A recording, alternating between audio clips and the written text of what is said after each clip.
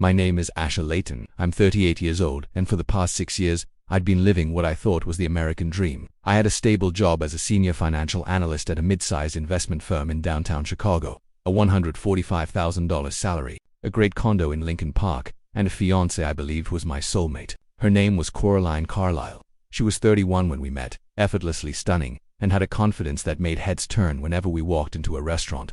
We met in November 2019 at a black-tie charity gala, one of those events where Chicago's elite pretend to care about a cause while networking over overpriced cocktails. Coraline worked in digital marketing, though I noticed early on that her schedule seemed a lot more flexible than most. The first time she called off our wedding was in September 2021, just 2 weeks before the ceremony. We'd already put down an $11,000 deposit at the Palmer House Hilton, sent out invitations to 130 guests, and I'd paid another $6,000 for her wedding dress. Her excuse was that she needed more time to find herself and wasn't ready for such a big commitment. I was devastated, but I loved her, so I convinced myself I understood. The second cancellation came 10 months later. In July 2022, we'd booked the Chicago Botanic Garden for a summer ceremony and lost another $9,000 deposit, plus the catering advance at Shaw's Crab House. This time, Coraline's reason was that her mother had been diagnosed with breast cancer and she needed to focus on family. I felt like a monster for even questioning it. I held her as she cried, covered her mother's medical expenses that insurance wouldn't pay, about $5,000 in co-pays and specialist visits, and told her we'd try again when she was ready. The third time should have been my wake-up call. We'd planned a smaller, more intimate ceremony at the Art Institute of Chicago for May 2023.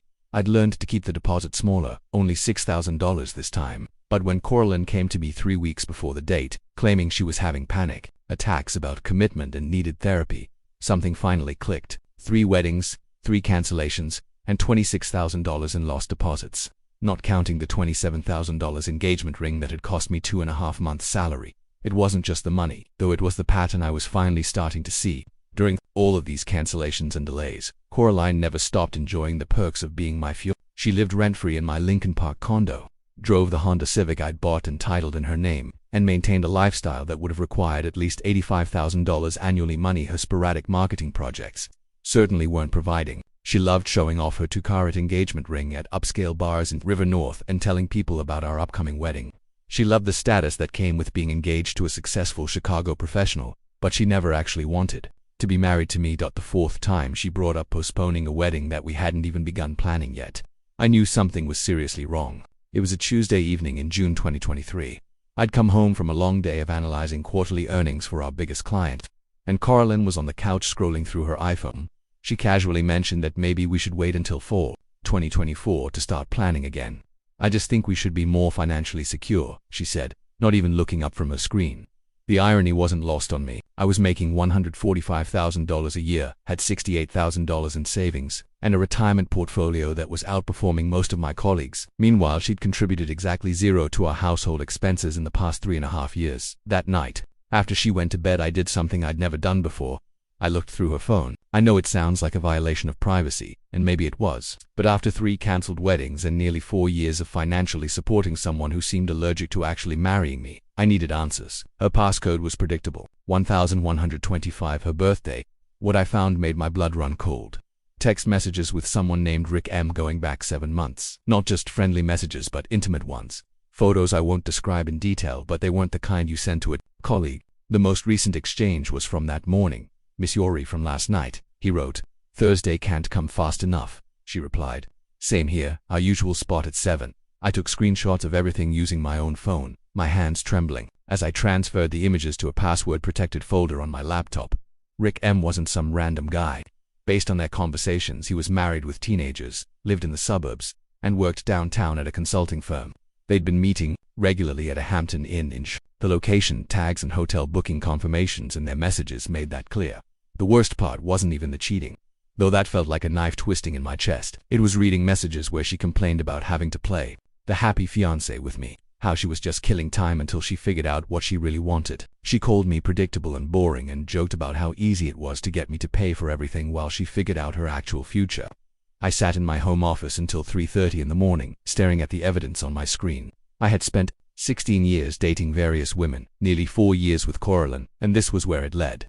Screenshots of betrayal saved in a folder labeled documentation. But here's the thing about being a financial analyst. You learn to think systematically, not emotionally. You learn to assess situations objectively and develop strategies that maximize returns while minimizing losses. As I sat there in the darkness, listening to Coraline sleep peacefully in what I'd thought was our bed, I wasn't thinking about confronting her. I wasn't thinking about screaming or dramatic exits. I was thinking about how to protect my assets. The next morning, I acted completely normal. I made coffee, kissed her goodbye, and told her I loved her, all while knowing exactly what she'd been doing. She smiled and mentioned she might work late, possibly grabbing dinner with a college friend. I knew she was planning to meet Rick M. at that Hampton Inn instead of going straight to work. I drove to my attorney's office in the Loop. James Patterson had handled my condo purchase and various investment agreements over the years. He was a no-nonsense lawyer in his mid-50s who understood asset protection. "Asher, what brings you in today?" he asked as his assistant closed the door to his office. "I need to understand my legal exposure," I said. "I'm engaged but not married. We've cohabitated for almost 4 years. Some accounts are joint, but I owned the condo and paid for her car outright. I want to know how to disentangle myself cleanly if necessary." James nodded without asking for specifics. That's what I appreciated about him: professional discretion. He outlined my options methodically. Since we weren't married and Illinois doesn't recognize common law marriage, I had significant flexibility. The car, being titled in her name and fully paid, was legally hers. The joint checking account could be closed with just my signature as the primary account holder. The lease was solely in my name. "What timeline are you considering?" he asked. "Just want to understand all possibilities," I said. That same afternoon, I made another decision that would have seemed impossible a week earlier. I hired a private investigator. Sarah Chen operated a discreet investigation service from an office complex near O'Hare. I'd gotten her name from a colleague who had used her during his messy divorce. She was professional, thorough, and reasonably priced $1,300 for a comprehensive background check and surveillance package. "I need complete information on Richard Morrison," I told her, sliding a folder of printed screenshots across her desk. "And I need documented evidence of his relationship with my fiancée." Sarah reviewed the materials carefully, taking notes. "How detailed do you want this investigation?" "Everything: employment, history, family situation, financial background, if accessible. And I need photographs that would be admissible in court, if needed." Within a week and a half, Sarah delivered a comprehensive report. Richard Morrison, 42, senior consultant at Accenture, married to Jennifer Morrison for 16 years. They had 2 teenagers, a daughter who was a junior at Schaumburg High School and a son who was a freshman. They lived in a 4-bedroom colonial in Schaumburg worth approximately $60,000. His LinkedIn presented him as a devoted family man who posted photos from their annual vacations to the Wisconsin Dells. The parents' photographs were devastating. Rick and Coraline entering the Hampton Inn together on 5 separate occasions in June and early July 2023. Coraline getting into his silver Camry outside her marketing office. The 2 of them having intimate lunches at restaurants in Schaumburg and Arlington Heights, acting like a couple planning their future together. But the most valuable information was Jennifer Morrison's contact details. Sarah had located her Facebook profile, Instagram account, and workplace information. She was a bookkeeper for a small accounting firm in Elk Grove Village, while Sarah built my case.